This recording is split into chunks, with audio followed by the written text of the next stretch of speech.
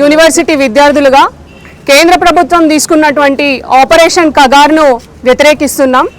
అది ఈ రాజ్యాంగానికి వ్యతిరేకంగా ఉన్నటువంటి ఆపరేషన్. ఈరోజు వాళ్ళు ఎన్కౌంటర్ పేరుతో వేలాది మంది ఆదివాసీలని, సామాన్య ప్రజానికాన్ని చంపుతున్నటువంటి పరిస్థితి ఉంది. దాన్ని బూటకపు ఎన్కౌంటర్గా మేము చెప్పదలుచుకున్నాం. నిజంగా ఎన్కౌంటర్ అనేది ఒక సడన్గా జరిగేటటువంటి, అన్ఎక్స్పెక్టెడ్గా జరిగేటటువంటి చర్య.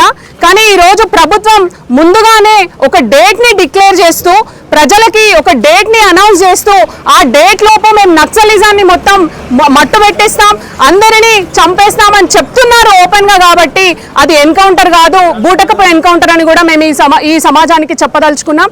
అదేవిధంగా ఈరోజు నిజంగా నక్సలిజాన్ని మట్టుబెట్టే విధంగానో లేకపోతే మరో విధంగా ఈ కేంద్ర ప్రభుత్వం ఆలోచించడం కాదు, కానీ అక్కడ ఉన్నటువంటి ఖనిజ సంపదను, కోటాను కోట్ల రూపాయల విలువ చేసే ఖనిజ సంపదకు రక్షక కవచంగా ఉన్నటువంటి ఆదివాసీలని రూపమాపడానికి, ఒకవేళ అక్కడ ఉన్నటువంటి ఆదివాసీలని పూర్తిగా మట్టు పెడితే ఆ ఖనిజ సంపదను పెట్టుబడిదారులకి, అంబానీ, ఆదాని లాంటి వాళ్ళకి ఇవ్వడానికి వాళ్ళకు ఒక రెడ్ కార్పెట్ వేసిన విధంగా ఈ రోజు జరుగుతుంది. కాబట్టి దాంట్లో భాగంగానే కేంద్ర ప్రభుత్వం ఆపరేషన్ కగార్ పేరుతో తీసుకున్నటువంటి చర్యగా మేము భావిస్తున్నాం. వెంటనే రాజ్యాంగానికి వ్యతిరేకమైనటువంటి ఆదివాసీలని, అమాయకులని చంపేటటువంటి ఆపరేషన్ కగార్ను వెంటనే నిలిపివేయాలని కూడా ఈ సందర్భంగా మేము చెప్తున్నాం.